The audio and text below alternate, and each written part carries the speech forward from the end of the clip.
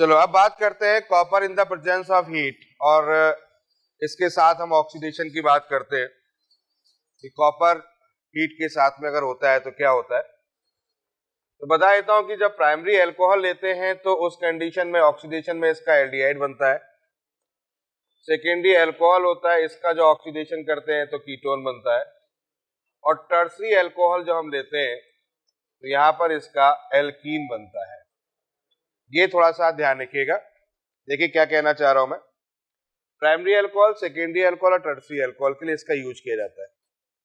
तो primary alcohol का जब ऑक्सीडेशन करते हैं तो एल्डिहाइड बनता है, सेकेंडरी अल्कोहल का ऑक्सीडेशन करते हैं कीटोन बनता है, और टर्सरी अल्कोहल जो होता है उससे एल्कीन बनता है। क्लियर है? यहां पर देखिए कंडीशन को समझ लें कि यहाँ क्या क्या होता है। जैसे कि हमारे पास में प्राइमरी अल्कोहल है, ये हमारे पास CH3 है, यहाँ पर इसको H कर दे रहा हूं, यहाँ पर मैं इसका OH कर दे रहा हूं, ऐसे लिख दे रहा हूं प्राइमरी अल्कोहल। अब ये प्राइमरी अल्कोहल है, कॉपर के साथ आपने इसको हीट किया, ठीक है, और ऑक्सीडेशन होगा। अब ऑक्सीडेशन करने में यहाँ पर देखो क्या होता है, वो चीज को समझना हमारे लिए इंपॉर्टेंट है। यहाँ पर देखो दोनों हाइड्रोजन यहाँ से निकल जाते हैं, समझ में आ रहा है? दोनों हाइड्रोजन निकल जाएगा। अगर हम दोनों हाइड्रोजन निकालते तो एक डबल बॉन्ड आ जाएगा यहाँ, और डबल बॉन्ड आ जाएगा तो यानी कि इसका मतलब क्या बन जाएगा, CH3CH2। तो दो हाइड्रोजन यहाँ से निकल गए, इसीलिए बोलते हैं डीहाइड्रोजनेशन। डीहाइड्रोजनेशन है ना, डीहाइड्रोजनेशन का मतलब क्या होता है, H2 का। तो बात यहाँ पर यह है कि हाइड्रोजन का निकलना भी तो ऑक्सीडेशन कहलाता है, हाइड्रोजन का निकलना भी तो क्या कहलाता है, ऑक्सीडेशन कहलाता है। तो यहाँ कॉपर क्या करता है, यहाँ पर दोनों हाइड्रोजन को निकाल देता है। समझ में आ गया? तो डीहाइड्रोजनेशन प्रोसेस होती है। क्लियर? चलो दूसरी बात करते हैं, अगर सेकेंडरी अल्कोहल ले लेते हैं तो क्या होता है। सेकेंडरी अल्कोहल ले लेते हैं तो यहाँ पर अपना एक CH3 तो होगा ही होगा, यहाँ अपने O होगा, यहाँ H होगा और यहाँ भी H होगा, तो यहाँ से भी 2H निकाल दो, ये सेकेंडरी हो गया। हो गया, यहाँ से 2H निकाल दो। प्रोसेस कौन सा होगा, प्रोसेस सेम है, वही होगा, डीहाइड्रोजनेशन ही होगा, डीहाइड्रोजनेशन ही होगा। और डीहाइड्रोजनेशन होगा तो यहाँ CH3, यहाँ C, यहाँ CH3, यहाँ डबल बॉन्ड हो, ये बन जाएगा। तो यहाँ पर भी डीहाइड्रोजनेशन होता है। क्लियर हो रहा है? ये पॉइंट समझ में आ गई? हाँ भाई, ठीक है। तो हमने यहाँ पर बात कर रहे थे, वही कंडीशन है, डीहाइड्रोजनेशन वाली कंडीशन है, तो यहाँ से ये निकल जाएगा। अब अगर हम टर्सरी का यूज कर दें, टर्सरी यूज कर दें, CH3C, यहाँ CH3, यहाँ CH3, और इस कंडीशन पे यहाँ पर OH, ठीक है, टर्सरी का यूज कर दें तो टर्सरी वाली कंडीशन में क्या होता है, यहाँ पर OH हो गया।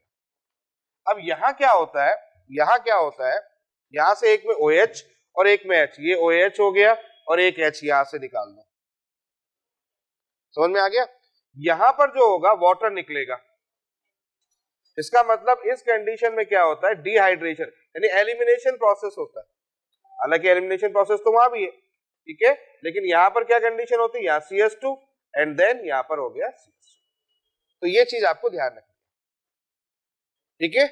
तो दो में होगा, हालांकि तीनों में एलिमिनेशन प्रोसेस होगा, दो में होगा डिहाइड्रोजनेशन, बात नहीं पीछे, दो में होगा डिहाइड्रोजनेशन और एक में होगा डिहाइड्रेशन। हाँ भाई, ठीक है, क्लियर हो गया। तो ये copper in the presence of heat का एक मामला था जो मैंने डिस्कस कर दिया। चलो आगे बात करते हैं, कुछ एक दो मामले और डिस्कस करते हैं, गंभीर मुद्दे हैं। कॉपर को ध्यान रखेंगे, कॉपर के साथ में क्या कंडीशन है समझ में आ जाएगा, डिहाइड्रोजनेशन, डिहाइड्रेशन, दोनों बातें समझ में आ गई है। चलो ठीक है, आगे देखो। अब लेके आते हैं अगला HiO4। ये बड़ा इंपॉर्टेंट है, बढ़िया कंपाउंड है, ठीक है, HiO4 पर आयोडिक एसिड, ठीक है, HiO4। इसका यूज करते हैं, देखो इसका यूज करते हैं फॉर डाइऑल। डाइऑल मेनली जो होता है इसका यूज किया जाता है डाइऑल। डाइऑल मतलब दो ऑल, दो ऑल मतलब दो OH। देखो समझो इस बात को, बहुत सिंपल तरीके से समझा रहा हूं, एक ही बार में समझ में आ जाएगा। समझो इस बात को, हमने डाइऑल ले लिया, CH2OH ले लिया, यहां CH2OH ले लिया, ठीक है, ये CH2OH, ये डाइऑल मिल गया। अब आपको करना क्या है, ये जो सिंगल बॉन्ड है इसको बीच से ब्रेक कर देना है। क्लियर है? बीच से ब्रेक कर देना है, और दोनों तरफ OH लिख देना, एक OH यहां लिख देना, एक OH यहां लिख देना। समझ में आ गया? दो OH लिख देना और बॉन्ड ब्रेक हो जाएगा। ब्रेक हो गया। अब जरा देखो यहां से क्या बनेगा, ऊपर देखो, यहां बनेगा आपका CH2, यहां बन गया आपका OH, एक OH यहां बन गया। नीचे वाली कंडीशन में वही कर दिया, यहां पर CH2, यहां OH और यहां OH। और अब OH से एक वाटर मॉलिक्यूल निकाल दो, यहां से भी एक वाटर मॉलिक्यूल निकाल दो, दोनों से वाटर मॉलिक्यूल रिमूव कर दिया। जब रिमूव कर दोगे तो ये क्या बन जाएगा, आप देखो CH2O यानी कि SCHO बन जाएगा, और ये भी क्या बन जाएगा, इसका मतलब क्या हो गया, OH का आपने ऑक्सीडेशन किया और क्या बन गया, अल्कोहल बन गया, एल्डिहाइड बन गया। अल्कोहल का ऑक्सीडेशन किया आपने, एल्डिहाइड। बोलो समझ में आ रहा है पॉइंट? तो यहाँ पर आपका यानी कि ऊपर वाला पोर्शन कौन सा बन गया, एल्डिहाइड, नीचे वाला पोर्शन कौन सा बन गया।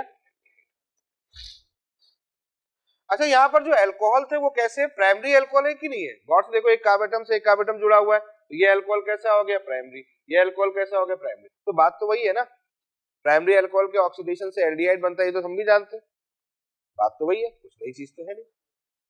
ये बात समझ में आ रही है? यहां तक कोई डाउट नहीं है? अच्छा ठीक है, बहुत बढ़िया। यहां पर एक इंपॉर्टेंट पॉइंट है, पहले वो समझ लेते हैं फिर आगे की बात करते हैं। इंपॉर्टेंट पॉइंट यहां पर ये है कि ये वहीं पर ऑक्सीडेशन होता है, इसकी लिमिटेशन भी बोल सकते हो आप इसको। इंपॉर्टेंट पॉइंट ये है कि ऑक्सीडेशन वहां पर होगा जब दोनों OH की डायरेक्शन एक ही साइड होगी, तभी ऑक्सीडेशन पॉसिबल है। मतलब दोनों OH जो है वो एक ही साइड में होने चाहिए, सेम साइड में OH होने चाहिए। अगर ये डार्क है ये भी डार्क होना चाहिए। समझ गए होगे अब आप? ये अगर लाइट है ये लाइट होना चाहिए, मतलब डैश में है तो ये डैश होना चाहिए, डार्क में है डैश होना चाहिए। ऐसा नहीं होना चाहिए, तभी ऑक्सीडेशन होगा। ऐसा नहीं होना चाहिए कि एक OH इधर हो जाए और एक OH इधर हो जाए, दोनों अपोजिट साइड नहीं होने चाहिए। इसकी मैकेनिज्म भी है, HiO4 बॉन्ड ब्रेक होता है, उसके साथ में एक साइक्लिक फॉर्मेशन बनाता है, आयोडेट कंपाउंड बनाता है, नहीं जाते सीधे सीधे काम की बात। तो दोनों OH अपोजिट नहीं होने चाहिए, अगर अपोजिट है तो फिर ऑक्सीडेशन नहीं होगा। ये इसकी एक सबसे बेहतरीन लिमिटेशन है, इस बात को ध्यान रखना। आ रही बात समझ में? क्लियर हो गया? इस बात को ध्यान रखिएगा, नीचे नोट जरूर कर लीजिएगा कि जो भी OH है, डाइऑल में जो भी OH है वो सेम साइड में ही होने चाहिए। ठीक है, चलो आगे बात करते हैं। अब हम एग्जाम्पल आगे लेके चलते हैं। अब जैसे कि मान लेते हैं हमारे पास में एग्जाम्पल है CH2OH, यहां हमने ले लिया CHOH, यहां ले लिया हमने CH2OH, और फर्दर हमने इसमें कहा कि HiO4 का यूज कर दिया, ऑक्सीडेशन कर दिया। तो यहां पर ऑक्सीडेशन करना है तो बड़ा सिंपल सा, ये बॉन्ड तोड़ दो, ये बॉन्ड तोड़ दो, बॉन्ड तोड़ दो। अच्छा, कोई भी कितनी बार तोड़ोगे उतनी बार OH जरूर लगाना है, जिसको जितनी बार तोड़ना है उतनी बार OH जरूर लगाना है। इसका मतलब है अगर इन दोनों का ब्रेक करेंगे तो यहाँ एक OH, यहाँ एक OH, और इन दोनों का ब्रेक करेंगे तो एक OH यहाँ पर, एक OH यहाँ पर। आगे समझ गए बात को? अब जरा गौर से देखिए, ऊपर वाले को अगर आप तोड़ोगे और वाटर निकालोगे तो ऊपर बन जाएगा HCHO, बन जाएगा। नीचे वाले को आप तोड़ोगे तो यहां पर भी बन जाएगा HCHO, ठीक है। और बीच वाले कार्बेटम पर अब कितने OH हो गए? 3 हो गए। मैथ थोड़ी गंदी है तुम लोगों की। एक OH, 2 OH, और अब वाटर मॉलिक्यूल निकाल दो, तो ये बन गया फॉर्मिक एसिड। आ गया समझ में? इसका मतलब ये हो गया कि बीच वाले का अगर बीच में है तो डबल ऑक्सीडेशन, ऐसे समझ सकते हो, डबल ऑक्सीडेशन समझ सकते हो ना भाई। OH से पहले बनेगा एल्डिहाइड, एल्डिहाइड से बनेगा, तो जितनी बार बॉन्ड ब्रेक करोगे उतनी बार वो ऑक्सीडेशन कर देगा, ऐसे भी समझ सकते हो आप। या फिर एक काम करो, 2 OH दिमाग में। बोलो बच्चों समझ में आ गया? क्लियर है? कर लोगे क्वेश्चन ऐसा? चलो और एग्जांपल लेते हैं, और एग्जांपल लेते हैं। यहां पर ले लिया CH3, या CHOH ले लिया, या CHOH ले लिया, या CHOH ले लिया, ठीक है, या CH2OH ले लिया। चलो ट्राई करो, ट्राई करो, ट्राई करो। कहां से तोड़े? यहां से तोड़े, ये डाइऑल, ये डाइऑल, ये डाइऑल। समझ में आ गया? अब ये एक साथ आएगा, एक साथ आ जाएगा, तो CH3CHOH है, तो ये बन जाएगा आपका CH3CHO। सही जा रहा हूं मैं? ये वाला देखो, दो बार OH जोड़ोगे तो ये क्या बन जाएगा? Formic acid. आया ना? बनेगा नहीं बनेगा? दो बार, इसको दो बार देखोगे तो ये क्या बन जाएगा? फॉर्मिक एसिड, है ना? तो यहां भी फॉर्मिक एसिड हो जाएगा, अगला वाला भी फॉर्मिक एसिड हो जाएगा, और अगला वाला एक है, SCHO हो जाएगा, फॉर्मल्डिहाइड। बोलो बच्चों, कोई डाउट यहां तक? कोई डाउट यहां तक? कर लोगे ना? सिंपल है, हो जाएगा। चलो और एग्जांपल देखते।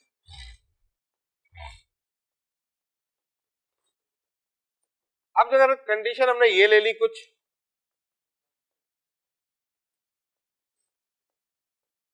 चलो ये कंडीशन ले ली, यहां पर हमने HiO4 यूज किया,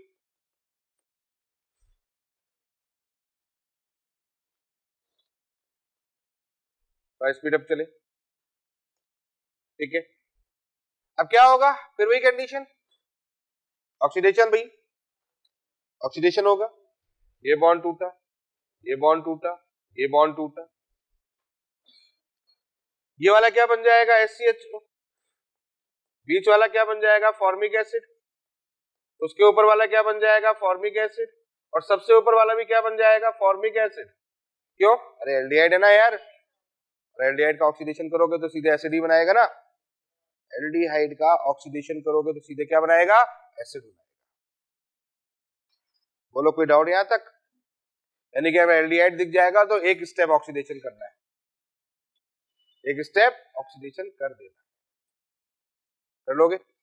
चलो एक और एग्जांपल, यहां COH ले लेते, यहां CHOH ले लेते, यहां CHOH ले लेते, यहां CHC लेते। एग्जांपल है HiO। चलते रहो, चलते रहो, स्पीड पकड़ो। अब एसिड दिख गया है, क्या दिख गया? एसिड। ऑक्सीडेशन हो जाएगा यहां पर भी, यहां भी हो जाएगा ऑक्सीडेशन। समझ में आ रहा है? हो जाएगा, हो जाएगा, यहां भी ब्रेक होगा, यहां भी ब्रेक होगा, ये होगा, ये होगा, नीचे नहीं। और इसका जब ऑक्सीडेशन करोगे तो ये CO2 में चला जाएगा, मतलब ये बनेगा CO2 प्लस H2O। समझ में आया ऊपर? ये बात क्लियर हो गई है? ये कंडीशन समझ गए? बात को क्लियर हो रहा है? बाकी तो आप कर ही लोगे। ये क्या बन जाएगा? SCHO, ये क्या बन जाएगा? SCHO, SCHO नहीं, CH3, यहाँ पर एक मिनट, ये नीचे एक कार्बन एटम और है ना बीच वाला, हाँ एक कार्बन एटम, यह हो जाएगा CH3CHO। अच्छा अच्छा, ये अच्छा एसिड आएगा, SCOH आएगा, SCOH। बोलो बच्चों क्लियर हो गया? तो इसका भी ऑक्सीडेशन पॉसिबल है। अच्छा, इसमें एक और क्वेश्चन आता है, पता है क्या? इसमें क्वेश्चन कभी कभी ऐसा आता है, हालांकि जेई में ज्यादा, मेंस में ज्यादा आता है, इंटीजर क्वेश्चन बनता है कि कितने HiO4 की आवश्यकता हो रही है, number of HiO4 required for the oxidation of their product या देयर कंपाउंड, कितने HiO4? तो भैया जितने बंद तोड़ देंगे, जितने बॉन्ड तोड़ेंगे उतने HiO4। क्या कहा मैंने? जितने बॉन्ड तोड़ेंगे उतने ही HiO4 की रिक्वायरमेंट होगी। कितना बात दिमाग में रखना है, या कितनी बार तोड़ा? दो बार, तो दो हो जाएंगे। आगे बात समझ? या कितनी बार तोड़ा? एक, दो, तीन। तो बड़ा से बड़ा कंपाउंड भी अगर आपको मिल जाए और उसमें पूछा जाए कि बताओ कितने HiO4 की रिक्वायरमेंट होगी इसके कंप्लीट ऑक्सीडेशन के लिए, तो आपको क्या करना है? सीधे उसमें जितने बॉन्ड तोड़े हैं उतने HiO4 कर लोगे। क्लियर हो गया? चलो एक और क्वेश्चन देता हूं। अब मान लेते हैं आपके पास में यहाँ CHO है, यहाँ CH2 है, फिर यहां पर आपके पास CHOH है, फिर यहां पर आपके पास CHOH है, फिर यहाँ आपके CH2, और यहां पर अब HiO4 दे रहे। अब क्वेश्चन ये है कि बताओ इसके ऑक्सीडेशन कैसे होगा? इसका ऑक्सीडेशन कैसे होगा, इसका ऑक्सीडेशन कैसे होगा। देखो दो CHOH है, अगड़ोस पड़ोस में लिखे हैं, तो ये बॉन्ड तो टूटेगा, समझ में आ गया, ये बॉन्ड टूटेगा क्योंकि दो अड़ोस पड़ोस में है, डाइऑल फॉर्म है। लेकिन यहां पर नहीं है तो नहीं टूटेगा, यहां नहीं है तो नहीं टूटेगा। कौन सा तोड़ेगा, ये वाला बेटा, ये तभी टूटेगा जब यहां पर OH होगा, समझ में आया। ये नहीं कि CHO देखा सर हो जाएगा, समझ में आ रहा है कि नहीं आ रहा है। ये तभी टूटेगा जब, सिंपल है, इसका मतलब इसका ऑक्सीडेशन तो जनरली हो जाएगा, ऑक्सीडेशन तो हो जाएगा, लेकिन वो वाला नहीं होगा टूट के अलग हो जाए। अरे टूट के अलग नहीं होगा, ऑक्सीडेशन तो होगा इसका। एल्डिहाइड का ऑक्सीडेशन करोगे तो एसिड तो बनाएगा, यानी एसिड तो बना, लेकिन वो वाली कंडीशन नहीं है, ठीक है। यहाँ CH2 हो जाएगा, यहाँ CHO हो जाएगा, और इसमें क्या होगा, हाँ इसमें क्या होगा, CH3 CH। आ गया समझ में। अरे क्लियर हुआ कि नहीं हुआ। टूटेगा नहीं भैया, टूटेगा तभी जब दो अगल बगल लगे होंगे, दो OH लगे हो सकते हैं, या एल्डिहाइड CHOH हो सकता है, कुछ भी हो सकता है, कार्बोनिल कंपाउंड OH अगल बगल हो सकते हैं, तभी हो सकता है, अन्यथा नहीं होगा। बोलो बच्चों क्लियर हो गया, HiO4 समझ में आ गया, पक्का, ठीक है। एक क्वेश्चन आया था, ऐसा क्वेश्चन था, यहाँ H था, यहाँ OH था, यहाँ H था, यहाँ OH था, दोनों सेम साइड में थे, पूछा गया था क्या होगा, कर लोगे मेरे हिसाब से, बीच में बॉन्ड को तोड़ दोगे, OH है, क्या बन जाएगा, C डबल बॉन्ड OH, और यहाँ भी क्या बन जाएगा, C डबल बॉन्ड OH, दोनों OH अगल बगल में थे।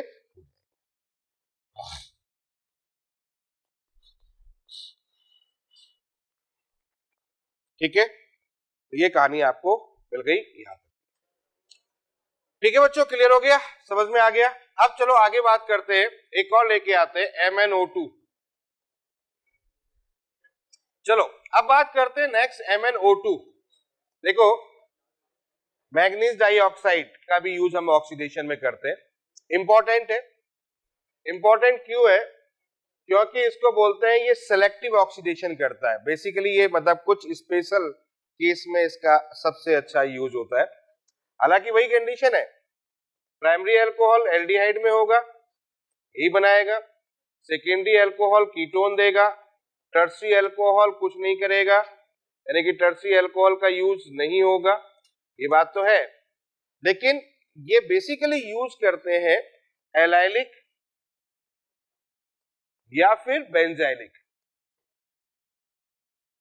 बेंजाइलिक, एलाइलिक या फिर बेंजाइलिक, बेंजाइलिक अल्कोहल, यानी कि बेसिकली उसके लिए स्पेशल यूज करते हैं। प्राइमरी अल्कोहल का एल्डिहाइड, सेकेंडरी अल्कोहल का कीटोन, ये तो बनेगा, लेकिन एल्डिहाइलिक और बेंजाइलिक मतलब एलाइलिक कंडीशन ये होती है, आप जानते हो अच्छी तरीके से, यहाँ CH2OH होता है, इसको हम लोग एलाइलिक अल्कोहल कहते हैं। अब एलाइलिक अल्कोहल अगर हमने ले लिया और हमने MnO2 का यूज किया, तो यहां पर इसका ऑक्सीडेशन करेगा और डबल बॉन्ड को विदाउट इफेक्ट किए हुए कर देगा, डबल बॉन्ड को विदाउट इफेक्टेड करेगा। लेकिन अगर इसकी जगह पर हमने KMnO4 डाल दिया या K2Cr2O7 डाल दिया, समझ रहे ना बात को, जैसे KMnO4 डाल दिया, सिखाया था मैंने आपको, तो ये क्या करेगा, इस बॉन्ड को भी, इसलिए फिर KMnO4 की रिक्वायरमेंट यहाँ पर KMnO4 या K2Cr2O7 नहीं लिया जाता, क्योंकि बॉन्ड तोड़ देगा वो, और तोड़ देगा फिर आपको मैंने बताया था क्या बनाएगा, समझ में आ गया। तो डबल बॉन्ड को अगर बचाना है तो फिर MnO2 को लाना है, समझ में आ गया कि नहीं आ गया, यानी MnO2 के साथ तू यही एंजॉय कर, समझ में आ गया कि नहीं आ गया, ये कंडीशन क्लियर हुआ, ठीक है। बेंजाइलिक वाली कंडीशन मतलब बेंजीन, बेंजीन के ऊपर CH2OH, ये कंडीशन, इसको लेना MnO2 के साथ, ठीक है। तो क्या बन जाएगा यहाँ पर बन जाएगा आपका, ये है कहानी MnO2। चलो ठीक है, फिलहाल बात नहीं है बिल्कुल भी। तो समझ में आ गया, MnO2 का ऑक्सीडेशन समझ में आ गया, क्लियर हो गया कैसे ऑक्सीडेशन करेंगे, ये चीज समझ में आ गई। अब चलते हैं अगले पॉइंट पर, कुछ रीजेंट लेके आते हैं,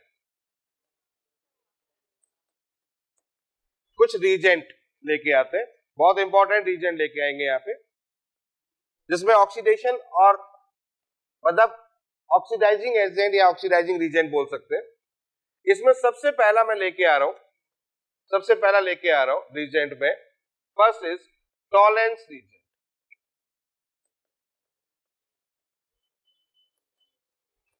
पढ़ा हुआ है आप लोगों ने, अच्छे से जानते हैं, बहुत इंपॉर्टेंट है, फिर से बता दे रहा हूं, टॉलेंस रीजेंट बहुत इंपॉर्टेंट। टॉलेंट रीजेंट क्या होता है? टॉलेंट रीजेंट होता है ammoniacal silver nitrate, ammoniacal silver nitrate,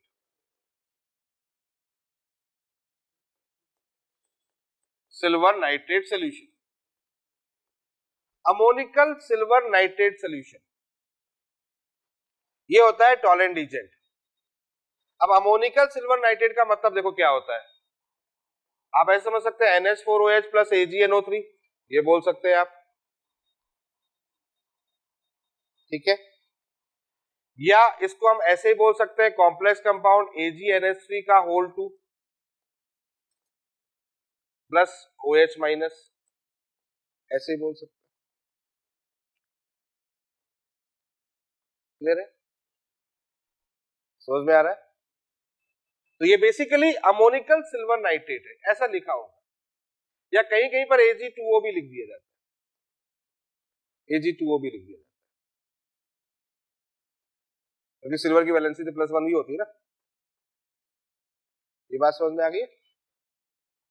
तो अमोनिकल सिल्वर नाइट्रेट या टॉलेंट रीजेंट कहीं दिख जाए तो क्या करता है ये, देखिए बहुत इंपॉर्टेंट कंपाउंड इसलिए है क्योंकि ये एक ऐसा कंपाउंड, ये ऐसा रीजेंट है जो बताता है कि आपके पास एल्डिहाइड है कि कीटोन है, क्योंकि एल्डिहाइड का ये ऑक्सीडेशन कर लेता है और एल्डिहाइड का ऑक्सीडेशन करके एसिड बना देता है, जबकि कीटोन का जो ऑक्सीडेशन,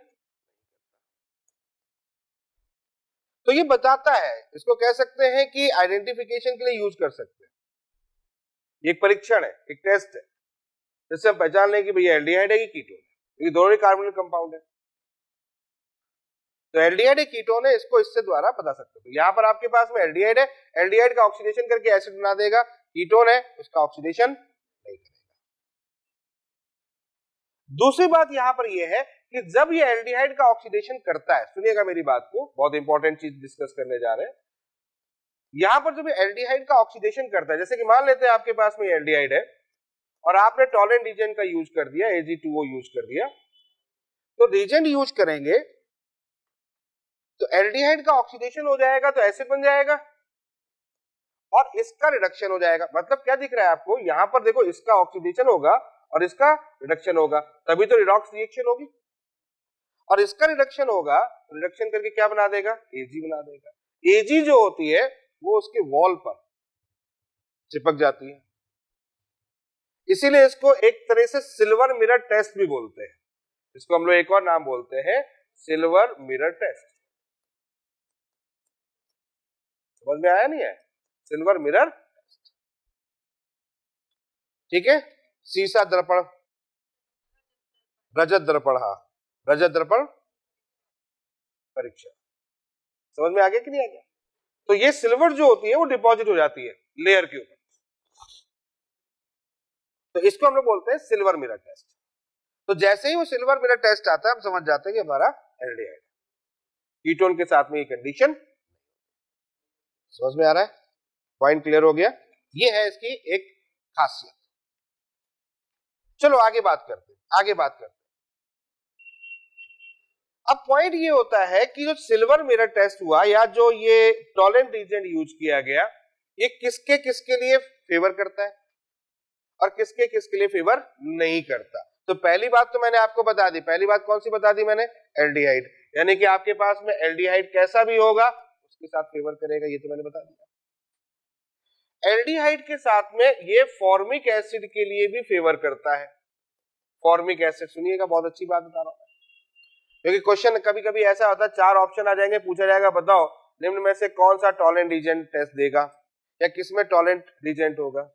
फॉर्मिक एसिड भी देखो ये टेस्ट देता है, उसके कारण समझो फॉर्मिक एसिड क्यों टेस्ट देता है, उसका कारण क्या है। ये बात मैंने पहले भी बोली थी कि फॉर्मिक एसिड में दो ग्रुप होते हैं, एक होता है एसिड ग्रुप और एक होता है एल्डिहाइड ग्रुप। होता ही नहीं होता है? तो क्योंकि इसमें एल्डिहाइडिक ग्रुप होता है इसलिए ये टेस्ट फॉलो करता है। तीसरा, अगर आपके पास में बेंजल्डिहाइड है तो भी ये टेस्ट शो करता है, बेंजल्डिहाइड। ये थर्ड पॉइंट हो गया, देखना समझना टॉलेंट रीजन कहां टेस्ट शो करता है। चौथा, अगर आपके पास में टर्मिनल हाइड्रोजन है, मतलब एल्काइन फॉर्म ऐसा है C triple bond C H, इसको एसिडिक हाइड्रोजन बोलते हैं, अगर ये प्रेजेंट है तो भी ये टॉलेंट टेस्ट देता है। हालांकि वो वाली कंडीशन नहीं होगी, एल्डिहाइड कीटोन वाली नहीं होगी। यहां पर क्या हो जाएगा, यहाँ C ट्रिपल बॉन्ड है, यहां पर Ag बनेगा प्लस H, ये बाहर निकल जाएगा।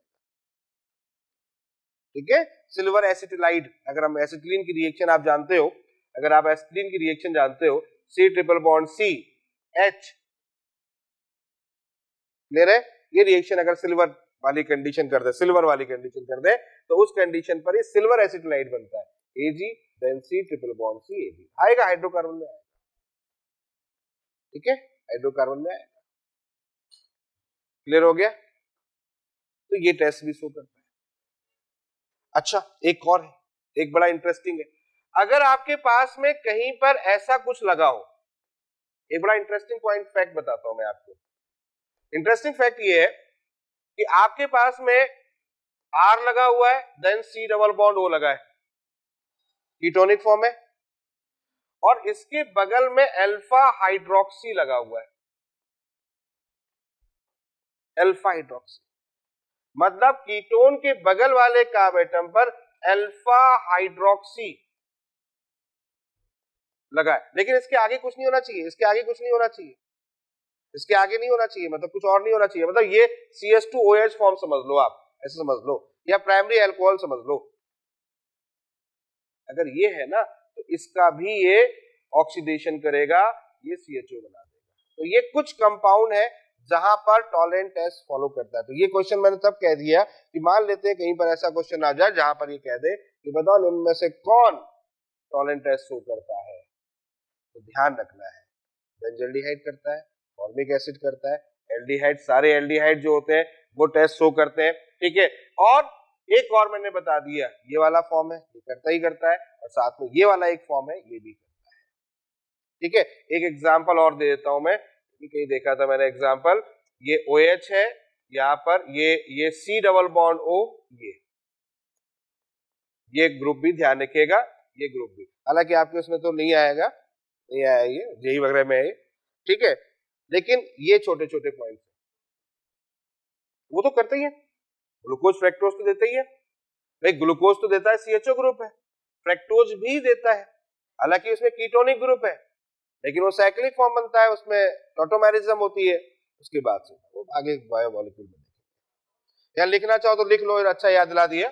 यहाँ पर एक और, ये क्योंकि बहुत बार पूछा जा चुका है, ग्लूकोज और फ्रैक्टोज ये दोनों ही टॉलेंट टेस्ट हो करते हैं। ठीक है, ग्लूकोज और फ्रैक्टोज को भी नोट कर लो। फ्रैक्टोज में कीटोनिक ग्रुप जरूर होता है लेकिन वो टॉलेंट टेस्ट हो करता है। ठीक है बच्चों, क्लियर हो गया, समझ में आ रही बात? तो ये हमारा टॉलेंट टेस्ट है। चलो आगे बात करते हैं।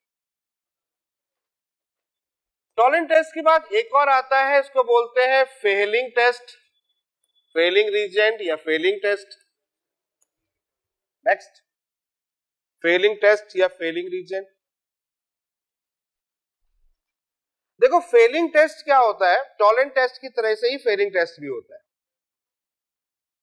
टॉलेंट टेस्ट की तरह से ही फेलिंग टेस्ट होता है। यहां पर क्या होता है, यहां पर एक सोल्यूशन होता है एक्वस कॉपर सल्फेट,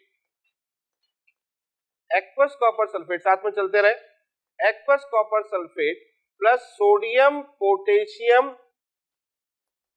टारटरेट, ये थोड़ा सा compound, sodium potassium tartrate. Clear है? सोडियम पोटेशियम टार्ट्रेट, इन दोनों का जो मिक्सचर होता है उसी को हम लोग फेलिंग सॉल्यूशन कहते हैं, फेलिंग सॉल्यूशन कहते हैं। सोडियम पोटेशियम टार्ट्रेट, देखो मैंने बोल रहा हूं सोडियम पोटेशियम टार्ट्रेट, क्लियर है? स्ट्रक्चर देख लो, स्ट्रक्चर देख लो, स्ट्रक्चर देख लो। स्ट्रक्चर होता है CHOH CHO, यहां पर OH लगा लो, यहां COONA और यहां पर COOK, sodium valency 1 2 3 4 1 2 3 4, sodium potassium tartrate, tartrate अलग अलग करके जो है टार्ट्रिक एसिड है भाई ये, समझ गए ना? तुमको पहली बार सुना है, पहली बार नहीं सुना है, पहले भी सुन चुके हैं, क्लियर? और इसमें ये क्या करता है, कॉपर सल्फेट एक्वस जो है इसको डाला, तो ये दोनों मिलके मैं आपको बताऊं ये बना देते हैं CuO, दोनों मिक्स होते हैं और मिक्स होके ये बना देते हैं CuO, समझ में आ गया? कॉम्प्लेक्स कंपाउंड बनाते हैं दोनों मिलके और फाइनली ये CuO बनाते हैं। अब होता क्या है, कहानी वही है क्या कि एल्डिहाइड होगा तो ऑक्सीडेशन होगा, एसिड बनेगा, और कीटोन होगा तो कुछ नहीं होगा,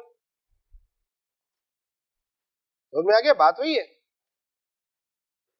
एल्डिहाइड होगा तो ऑक्सीडेशन होगा, एसिड बनेगा, कीटोन होगा तो कुछ नहीं होगा।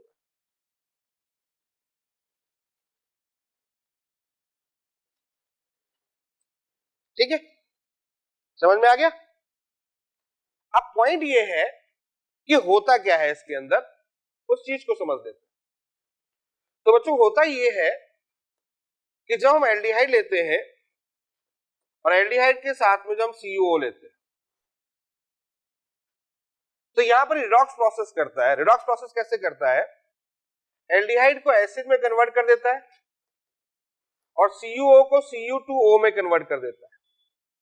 गौर से देख लो, कॉन्सेप्ट को समझ लो, यहां +2 वैलेंसी, यहां +1 वैलेंसी, और यहां पर ऑक्सीजन का एडिशन हो रहा है, इसका मतलब ये हो रहा है ऑक्सीडेशन और ये हो रहा है,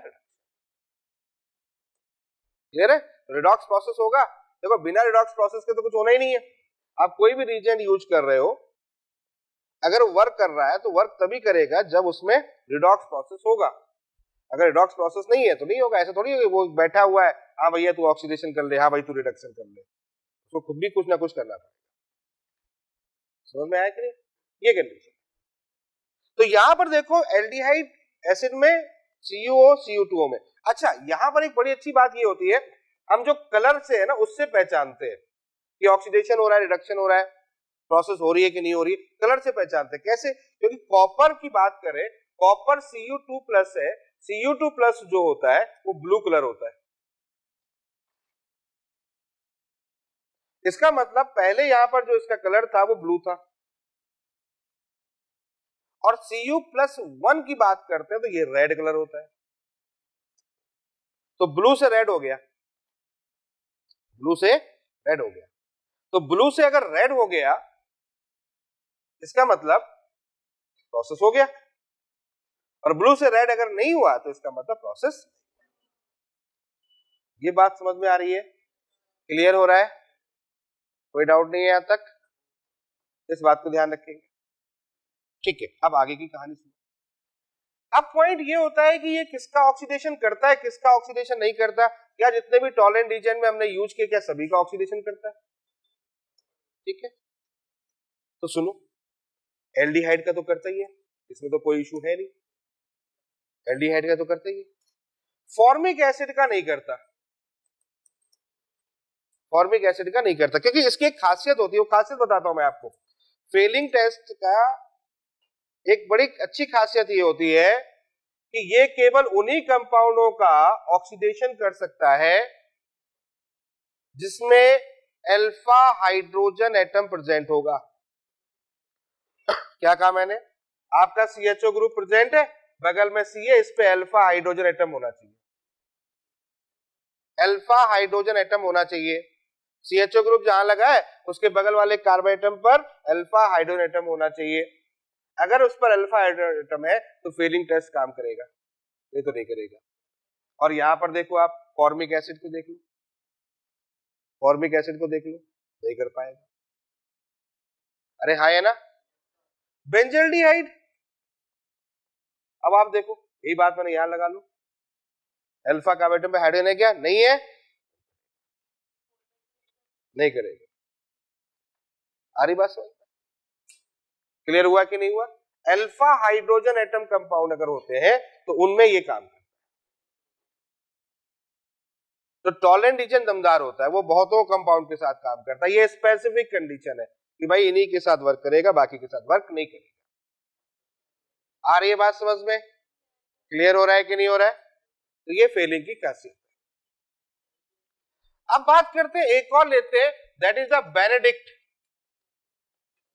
बेनेडिक्ट सॉल्यूशन इसी का बड़ा भाई है, बेनेडिक्ट सॉल्यूशन इसका बड़ा भाई। फटाफट चलते रहो। इसका बड़ा भाई कैसे? इसमें भी वही कंडीशन होती है। क्या कंडीशन होती है? एक्वस कॉपर सल्फेट होता है, यहां भी वही होता है, लेकिन यहां पर जो होता है, यहां पर होता है सोडियम या फिर पोटेशियम, या फिर पोटेशियम, या लिखा हुआ है और लिखा हुआ है सिट्रेट। वहां था टार्ट्रेट, यहां था सिट्रेट। वहां दो मेटल थे, सोडियम पोटेशियम दोनों मिलके था।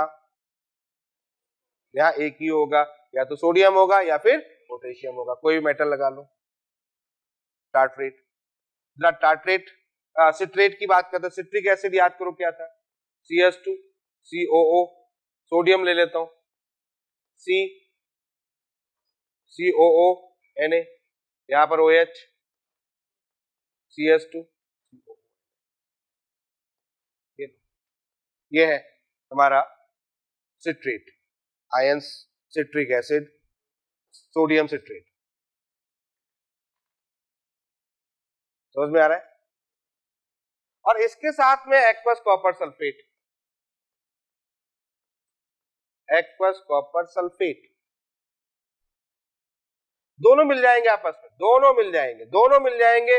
वही कहानी। अब इसके आगे की जो कहानी है वो सारी की सारी कहानी फेलिंग सोल्यूशन की। इसके आगे की जो भी कहानी होगी सारी की सारी फेलिंग सोल्यूशन की है। मतलब फेलिंग सोल्यूशन और बेंडिक्ट सोल्यूशन में सिमिलरिटी है केवल एक चीज को छोड़ के, इस वाले को छोड़ के, सिट्रेट और टार्ट्रेट। एक याद रखो, दूसरा अपने आप याद हो जाएगा, बाकी एज इट इज सिट्रेट और टार्ट्रेट। समझ में आगे बात? वहीं पर CuO बनेगा, और आपको पता ही हो गया कि एल्डिहाइड हो गया, CuO हो गया, तो इसका मतलब एसिड हो जाएगा या Cu2O हो जाएगा। इसका कलर यहाँ पर ब्लू कलर था, अब यहाँ पर रेड कलर हो जाएगा। कीटोन ले लोगे, कीटोन का ऑक्सीडेशन,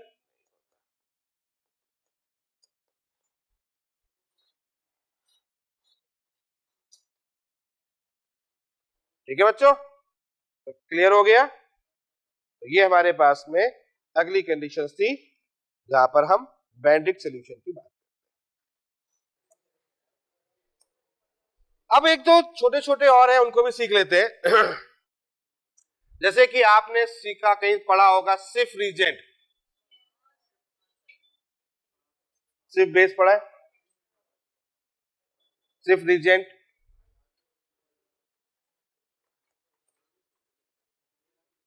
ठीक है? सिफ रीजेंट,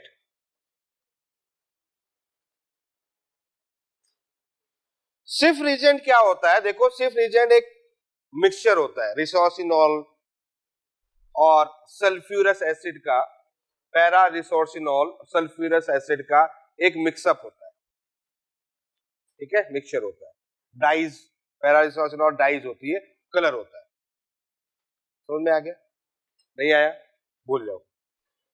इतना ध्यान रखो कि सिफ रीजेंट एक मिक्सअप होता है जिसमें पैरा रिसोर्सिनॉल डाइज जिसको बोलते हैं, और सल्फ्यूरस एसिड का या SO3 का एक कंपोजिशन होता है। जिसका यूज एल्डिहाइड और कीटोन को पहचानने के लिए किया जाता है।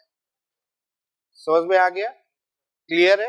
यानी कि इसका यूज भी एल्डिहाइड और कीटोन के लिए किया जाता है। एल्डिहाइड के साथ में ये कलर का चेंज दिखाता है, कलर चेंज करता है, कलर चेंज करता है, जबकि कीटोन के साथ में कलर चेंज नहीं करता है। बस इतनी सी बात दिमाग में रखनी है, चेंज नहीं करता है। ये होता है पैरा रिसोर्सिनॉल।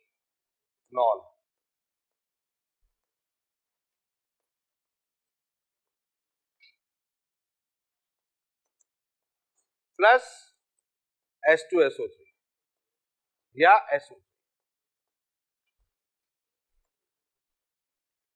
रिसोर्सिनॉल नहीं, पैरा वो अलग कॉम्प्लेक्स कंपाउंड है, ये 3 रिंग होती है इसके अंदर। समझ में आ गया? तो इस पर दिमाग में नहीं लगाना, केवल इतनी सी बात करना है कि भाई सिर्फ रीजेंट अगर कहीं दिख जाए, 4 ऑप्शन में सिर्फ रीजेंट दिख जाए तो, अगर कुछ ना दिखे सिर्फ दिख जाए तो उस पर टिक कर देना। भाई इतना समझाना चाहता हूं, ठीक है? आगे एक और, एक होता है मर्क्यूरस क्लोराइड Hg2Cl2, ये भी एक छोटा सा कंपाउंड है, Hg2Cl2, मर्क्यूरस क्लोराइड, ठीक है? मर्क्यूरस क्लोराइड, या फिर कहीं कहीं पर मर्क्यूरी क्लोराइड भी लिखा होता है। ये मर्क्यूरस होता है, पता है? ये मर्क्यूरिक होता है। समझ में आ गया? Mercurous chloride, mercury chloride. बस ये ध्यान रखना, एल्डिहाइड है, इनका यूज करते हैं एसिड बनता है, कीटोन का यूज करते हैं कुछ नहीं बनता है। इतनी सी बात ध्यान रखना। अगर कुछ नहीं मिले, ये ऑप्शन मिल जाए, इस पर फोकस कर लेना। ये बहुत छोटी छोटी चीजें हैं, हालांकि बहुत कम पूछी जाएंगी। तो मर्क्यूरस क्लोराइड या फिर मर्क्यूरी क्लोराइड कहीं दिख जाए तो इसके लिए भी इसका यूज कर सकते हैं। अब बात समझ में आ गई है? कोई डाउट यहां तक? तो ये 2 बातें दिमाग में रखनी है। क्लियर है? ये छोटे से कंपाउंड। चलो ठीक है, आगे बात करते हैं। अब बात करते हैं अगले पॉइंट पर, दैट इज द ओजोनोलिसिस। ये आएगा सबसे इंपॉर्टेंट पॉइंट। तो आज हम बात करने वाले हैं नेक्स्ट टॉपिक पर, जिसको बोलते हैं ओजोनोलिसिस। और एक बात ध्यान रखिएगा, ओजोनोलिसिस पे क्वेश्चन बनता ही बनता है, चाहे वो प्रिपरेशन ऑफ एल्डिहाइड हो, प्रिपरेशन ऑफ कीटोन हो, या फिर हाइड्रोकार्बन में वो कंसीडर किया जाए। तो चलो बात करते हैं ओजोनोलिसिस। देखो बच्चों, ओजोनोलिसिस का शॉर्टकट तरीके पर ज्यादा फोकस करेंगे, सीधे सीधे प्रोडक्ट बनाने की कोशिश करेंगे, ठीक है? सीधे सीधे कंपाउंड बनेगा। चलिए बात करते हैं ओजोनोलिसिस। ओजोनोलिसिस कहां होता है? पहली बात तो आपको बता दें, देखिए ओजोनोलिसिस हमेशा कहां होता है? जहां पर अनसैचुरेटेड बॉन्ड होता है। पहली चीज एल्कीन होता है, दूसरी चीज एल्काइन होता है। ये पहला पॉइंट। एल्केन में ओजोनोलिसिस नहीं होता। फर्स्ट पॉइंट, एल्केन में ओजोनोलिसिस नहीं होता, एल्कीन में होता है और एल्काइन में होता है, ठीक है? दूसरी बात, ओजोनोलिसिस की बात करते हैं, ओजोनोलिसिस में किसका यूज करते हैं? ओजोन का यूज करते हैं। जल्दी जल्दी नोट करें, ओजोनोलिसिस में किसका यूज करते हैं? ओजोन का यूज करते हैं। ओजोन का यूज करते हैं तो ओजोन कैसा होता है? डबल बॉन्ड हो, कोऑर्डिनेट बॉन्ड हो, ये ओजोन का स्ट्रक्चर होता है। समझ में आ गई बात? क्लियर हो गया? तीसरी बात है, ओजोनोलिसिस करने पर आपको कार्बोनिल कंपाउंड या फिर एसिड बनेगा। कार्बोनिल कंपाउंड या फिर एसिड का फॉर्मेशन होता है। तो फॉर्मेशन, नेक्स्ट पॉइंट लिख दो, फॉर्मेशन ऑफ कार्बोनिल कंपाउंड या फिर,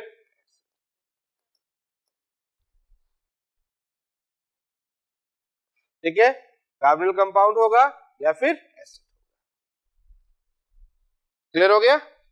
ये बात समझ में आ गई है? तो ये 3 चीजें आपको ध्यान में रखनी है। चलो शुरुआत करता हूं मैं, फटाफट देखते जाए, थोड़ा समय कम है, फटाफट चलें, एक एक एग्जांपल को अपन देखते जाएंगे।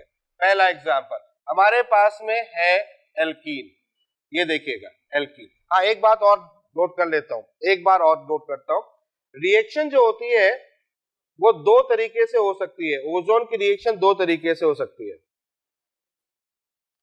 एक केवल O3 हो, कुछ भी ना लगा हो, एक O3 के साथ जिंक हो और साथ में H2 हो, या तो कुछ भी नहीं लगाओ सीधे O3 लगाओ, या O3 और साथ में अगर है हो तो पानी, जिंक ना हो, पानी तो रहेगा, पानी तो रहेगा, पानी यहां भी है, पानी यहां भी है, बस यहां जिंक है, यहां जिंक नहीं है। तो दो जगह है ऐसी जहां पर रिएक्शन होती है। तो सुन लो मेरी पूरी बात। ये रहा आपके पास में C double bond C alkene, मैं डायरेक्ट शॉर्टकट तरीका बता रहा हूं, ठीक है। क्या करना है सुन लो, कान खोल के सुनो, कैसे करना है ये समझो। यहां पर मैं दो रिएक्शन दिखा रहा हूं, एक रिएक्शन ये, एक रिएक्शन ये। एक रिएक्शन मैंने कर दी है O3 वाटर, एक रिएक्शन कर दी है O3 जिंक वाटर, ठीक है। O3 जिंक वाटर, पहले O3 फिर जिंक और वाटर, क्लियर। क्या करना है वो सुन लो, सीधी सी बात है, सीधी एक लाइन में खत्म कर रहा हूं। डबल बॉन्ड है, डबल बॉन्ड के 3 टुकड़े करो, पहला टुकड़ा, दूसरा टुकड़ा और एक बीच का टुकड़ा। डबल बॉन्ड है, एक बार में 3 टुकड़े, left right middle, left right middle, कर दिया। अब लेफ्ट साइड में एक और रख दो ओजोन का, राइट साइड में एक और रख दो ओजोन का, बीच में एक और रख दो ओजोन। समझ में आ गया? ऐसे करना है। अब सुनना, जब ये ब्रेकिंग होगी तो ये अलग प्रोडक्ट बनेगा, ये अलग बनेगा, क्लियर है। ये अलग बनेगा और ये अलग बनेगा, मतलब यहां पर बनाओगे तो यहां पर एक प्रोडक्ट बनेगा और यहां बनाओगे तो यहां एक प्रोडक्ट बनेगा। ये समझ में आ गया? इसी दोनों में होगा। यहां पर क्या होगा, डायरेक्ट प्रोडक्ट बनेगा, यानी यहां जो प्रोडक्ट बनेगा वो डायरेक्ट बनेगा। यहां पर क्या होगा, एक ऑक्सीडेटिव प्रोडक्ट बनेगा, यानी कि ऑक्सीडेशन वाला बनेगा, ऑक्सीडेशन वाला। समझ गया नहीं समझ में आया? हाँ समझ गया मैं। देखो एग्जांपल देखो, CH3 CH double bond CH CH3, देख लो। अब देखो यहां से कहानी कुछ समझ में आएगी। यहां से आपने O3 ले लिया और वाटर ले लिया, यहां आपने O3 ले लिया, जिंक ले लिया, वाटर ले लिया। आपने क्या किया, बॉन्ड को तोड़ दिया, ये 1 2 3 तोड़ दिया। इस वाले को तोड़ा तो इसके साथ आपको दिख गया CH3 CHO। उस वाले को तोड़ोगे क्या दिख गया, CH3 CHO। और बीच वाला जो O था वो ये जिंक खा लेगा, तो ये हो जाएगा Zn। वो O जो था उसको इसने और जिंक ने एब्जॉर्ब कर लिया, तो Zn। आगे बात समझ में? ये प्रोडक्ट बन गया, ये प्रोडक्ट बन गया। अब सेम कंडीशन यहां भी होगी, यहां भी वही बना, CH3 CHO बना, यहां भी CH3 CHO बना, लेकिन यहां पर जो एक O था ना, वो O H2O के साथ मिलके H2O2 बना देगा, और H2O2 बना देगा तो H2O2 जो होता है वो ऑक्सीडेशन करता है। क्या करता है बच्चों? इसका मतलब ये होगा, ये स्टेप एक कदम और आगे बढ़ जाएगी, और एक कदम और आगे बढ़ेगी तो इसका ऑक्सीडेशन करना होगा और इसका ऑक्सीडेशन करना होगा, तो दोनों जगह पर एसिड का फॉर्मेशन होगा। इसीलिए मैंने कहा था ऑक्सीडेशन वाला प्रोडक्ट। क्या बोला था मैंने? ऑक्सीडेशन वाला। आगे बात समझ, ऑक्सीडेशन वाला प्रोडक्ट। कोई डाउट यहां तक? समझ में आ गई? क्लियर हो गया? तो ध्यान क्या रखना है, कहां ऑक्सीडेशन करना है और कहां ऑक्सीडेशन नहीं करना है। जिंक वाला है तो नहीं करना है, समझ गए? और जिंक नहीं है तो फिर तो। अब क्लियर हो गई कहानी? समझ में आ रही बात? तो चलो फटाफट एग्जांपल देख लेते हैं, जल्दी नोट करें, जल्दी नोट करें। चलो तो यहां पर एग्जांपल ले रहे हैं CH3 CH3 double bond CH2। चलो ट्राई करो CH3 CH double bond CH CH2 CH3। Try करो, जल्दी ट्राई करो। आहा, दोनों कंडीशन।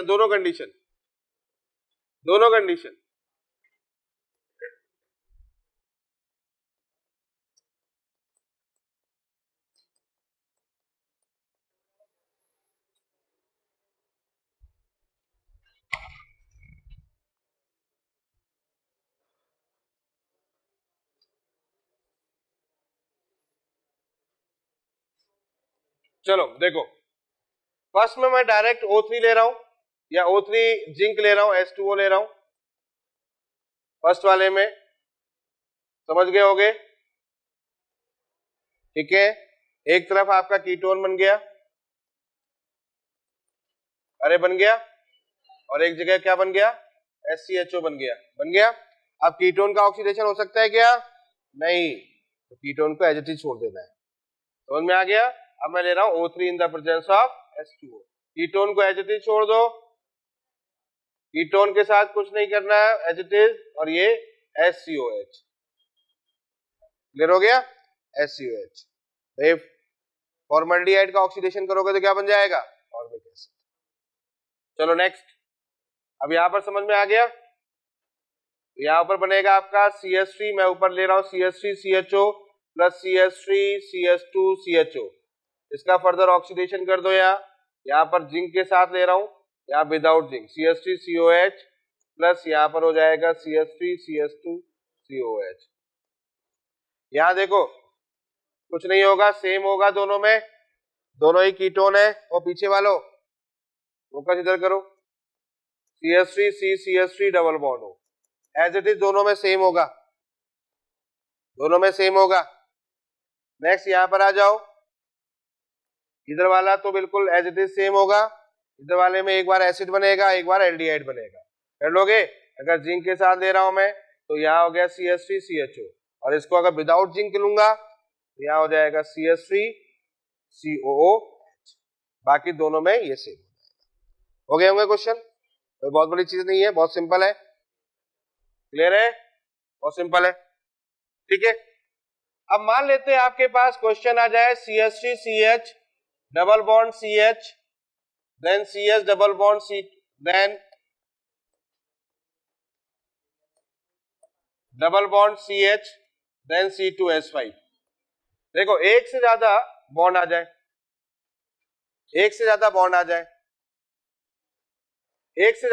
जाए, तो सेम कंडीशन क्या कि एक से ज्यादा बार ओजोलिसिस करोगे,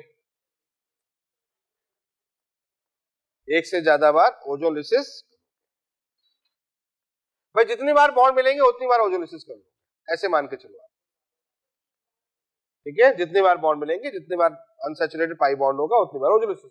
अब जैसे कि मान लेते हैं यहां पर zinc in the presence of H2O ले ले, तो इधर वाला क्या बन जाएगा? CH3 CHO बन जाएगा।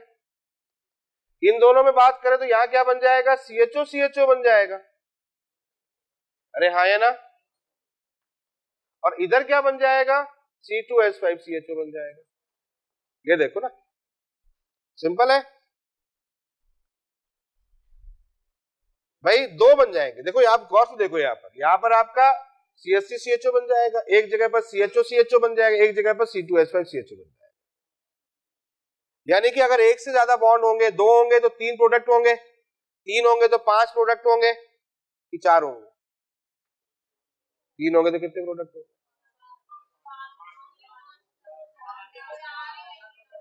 करके देख लेते, चलो देख लेते।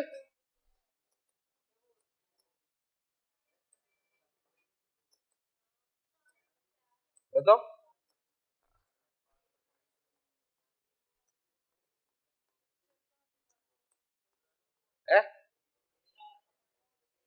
एक, दो, तीन, हाँ चार। समझ में आया कि नहीं?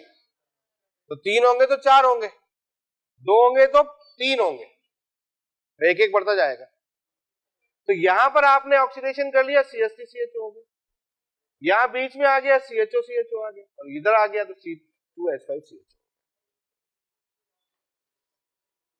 समझ में आ गया? अरे क्लियर हुआ कि नहीं हुआ? तो ऑप्शन समझ में आ जाएंगे कौन से ऑप्शन की बात कर रहे हैं। अगर जिंक नहीं होता, जिंक नहीं होता तो ये एसिड हो जाता। अरे हो जाता, नहीं हो जाता? ये एसिड हो जाता, क्या बन जाता? CH3COH। ये क्या बन जाता है? Oxalic acid. अरे हाँ या ना? और ये भी C2H5COH। यहां तक बात समझ में आ गई? कोई डाउट यहां तक? अच्छा चलो आगे देखते हैं। अब एक क्वेश्चन लिया मैंने, O3 है, zinc in the presence of H2O है। क्लियर है? और इस कंडीशन में यहां पर ले लिया CH3CH2CHO एक, यहां ले लिया CH3CH CHO और यहां ले लिया SCHO, और हमसे पूछा गया ए क्या है। ऐसा क्वेश्चन भी बनता है। क्या कह रहा हूं मैं? 1 2 3 प्रोडक्ट दे दिए गए, ये 3 प्रोडक्ट दे दिए गए आपको। क्वेश्चन सुनिएगा, क्वेश्चन कैसे आता है। ये 3 प्रोडक्ट अरे पीछे सुनो इधर, ये 3 प्रोडक्ट दे दिए गए और पूछा जाएगा बताओ ए क्या है। इस टाइप का क्वेश्चन बनता है। अगर 3 प्रोडक्ट दिए हैं तो 2 डबल बॉन्ड बनेंगे, मतलब 2 बॉन्ड बनेंगे। अगर 2 दिया है तो यानी कि इसका मतलब है 1 बॉन्ड। इतना समझ में आ गया? पहली चीज तो ये। दूसरी चीज ये है कि हम प्रोडक्ट की तरफ कैसे जाए, मतलब रिएक्टेंट की तरफ कैसे जाए। तो एक बात समझो, यहां से यहां सोचो, अगर मुझे यहां से यहां जाना है तो मैं उल्टा सोचना स्टार्ट करूं कि यहां से O निकाल दूं और यहां से O निकाल दूं। इसको बीच में रखूं, किसको बीच में रखूं? जिसके दोनों तरफ में O है, उसको बीच में रखूं जिसमें दोनों तरफ O है। बात समझ में आ गई है? दोनों तरफ O वालों को बीच में रखूं, एक लेफ्ट में जोड़ दूं और एक राइट में जोड़ दूं। आगे बात समझ में? तो काम बन जाएगा मेरा। क्लियर है कि नहीं है? एक लेफ्ट में जोड़ दो और एक राइट में जोड़ दो। वही काम यहां करो। देखो देखो देखो, ये हमारे पास में, इसको इससे जोड़ दो, इसको बीच में रखो, एक इधर और एक इधर, और इसको इससे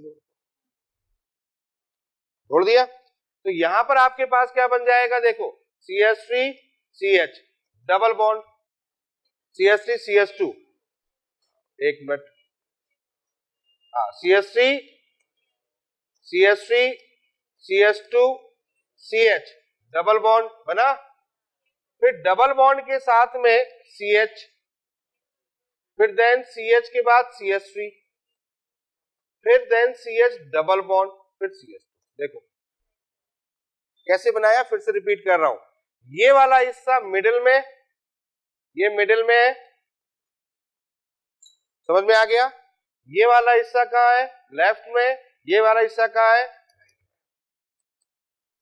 अब वो डिपेंड करता है, लेफ्ट राइट कुछ भी दिया हो, लेफ्ट को राइट, राइट को लेफ्ट कर सकते हो। आपको ऑप्शन ही ढूंढने, आपको ऑप्शन ही तो ढूंढने हैं।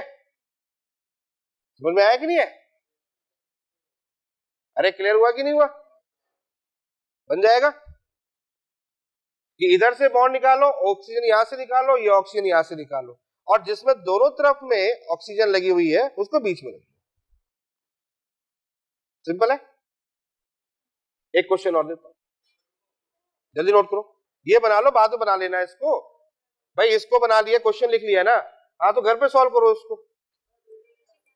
नेक्स्ट, मैं यहां पर बी ले लूं, जिंक ले लिया, O3 ले लिया, जिंक ले लिया, H2O ले लिया, 3CHO ले लिया,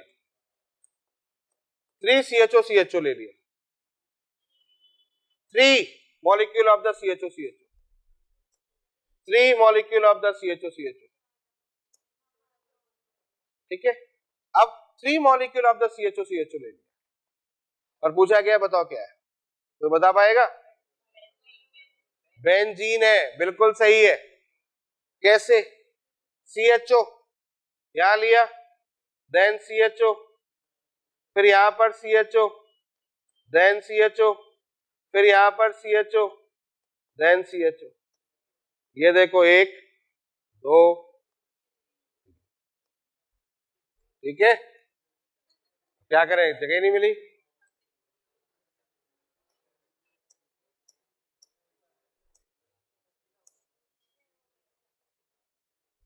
क्लियर हो गया, ये कंडीशन दिख रहा है आपको यहां पर?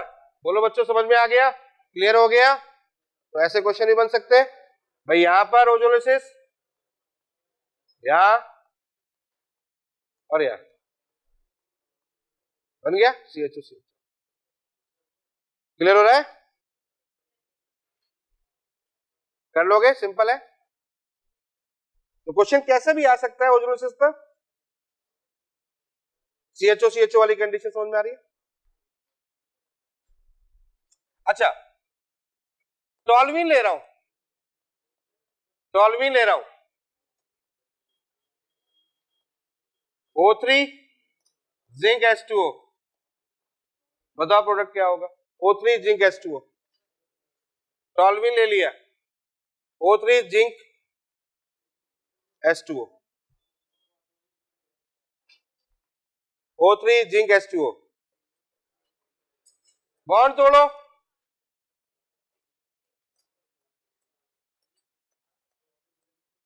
ये लो।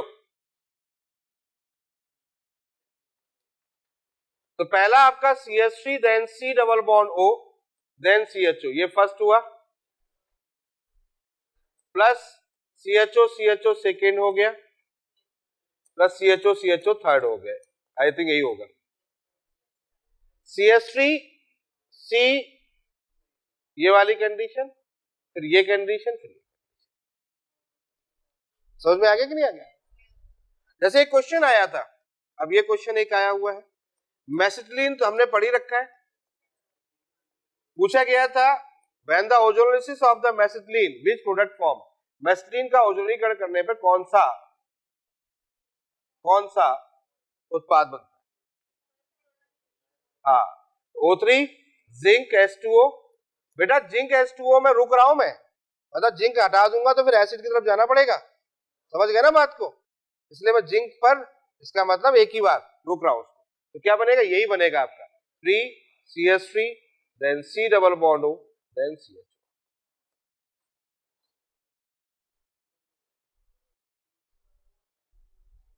बहुत सिंपल है ओजोलिसिस, बहुत सिंपल है।